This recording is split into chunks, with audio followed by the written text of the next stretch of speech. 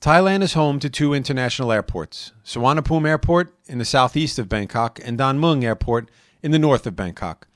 In many cases, you will land in Suvarnabhumi Airport, also known as Bangkok International Airport, because it's Thailand's primary international gateway and one of Southeast Asia's busiest and most prominent airports.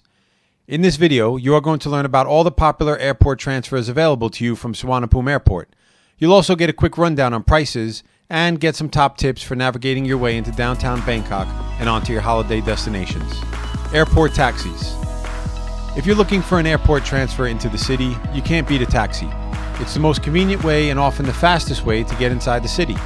Taxis are available 24 hours a day from the airport. Suvarnabhumi Airport has a taxi stand system on the first floor where ticket kiosks are near doors 4 and 7. As you arrive on the second floor, you need to go down one level. Once at the kiosks, you press a button and take a ticket for either a regular taxi or a big van or SUV. Then walk to the taxi stand with the corresponding number on your ticket and hand it to the driver. You will be charged a 50 baht airport fee, and the taxi should always use a meter. If they don't, you can report it to the airport and change taxis. A 30-minute commute into the city should cost you around 250 baht. The driver will likely take the highway. They might ask you first, and you need to tell them either highway okay or no highway.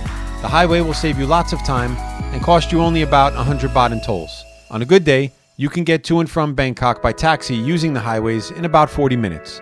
During peak hours from 8 a.m. to 10 a.m.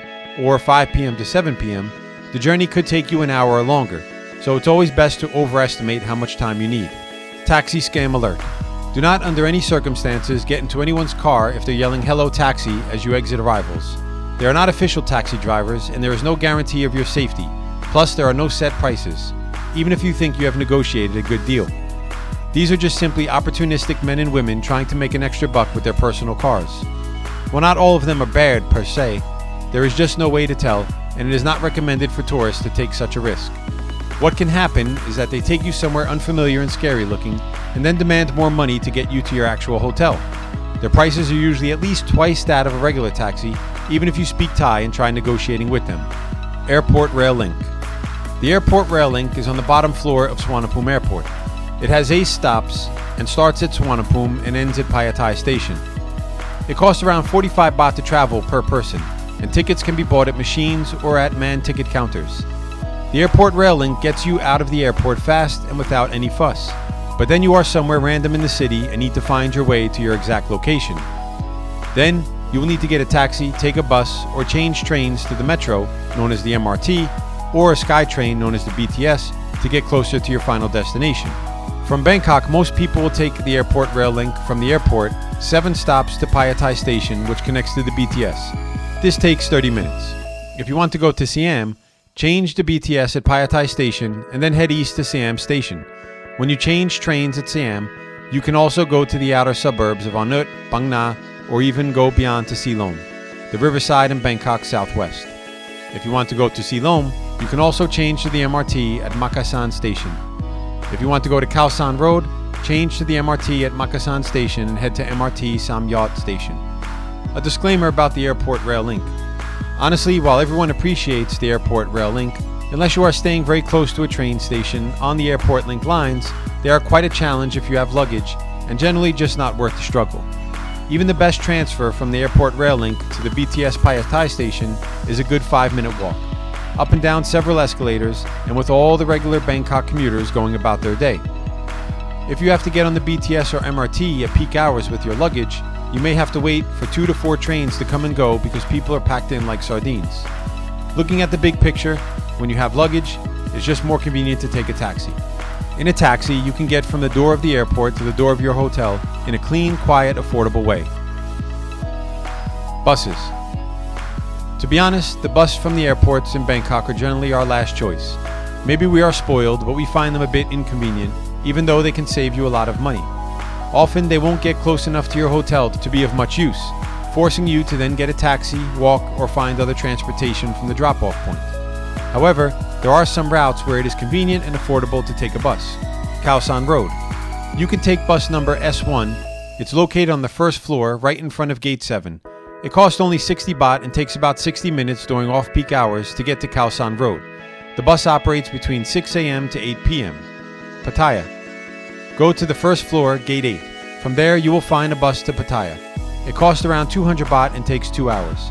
The bus to Pattaya operates between 7 a.m. and 9 p.m. Hua Hin. Go to the first floor, gate 8, then take a bus to Hua Hin for around 425 baht. It takes around 3.5 hours to get there, and the bus operates between 7:30 a.m. to 6:30 p.m. Koh Chang. Go to the first floor, gate 8. You can buy a bus or ferry ticket to get there. It costs 750 baht for an 8-hour trip. The bus to Koh Chang departs only at 7 a.m. and 11 a.m. Keep in mind when you take a bus to Pattaya, Hua Hin, or Koh Chang, while it's not always necessary, it's a good idea to book a ticket in advance. You can find the link in the description below. Also, it's a good idea to stock up on some drinks and snacks for your journey. There are convenience stores on the second floor and B floor of the airport where you can buy these items.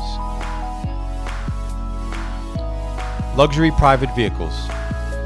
If you want to get from Suvarnabhumi Airport to your hotel in style, you can also swoop up any of their luxury cars. You can use a luxury airport transfer service that can take you from the airport to Bangkok to many popular destinations around Thailand. When you use this service, you'll get free Wi-Fi in each of their cars.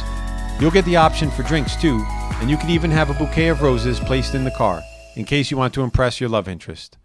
Costs start around 2,000 baht, and you can find their booths right immediately after you exit the customs control.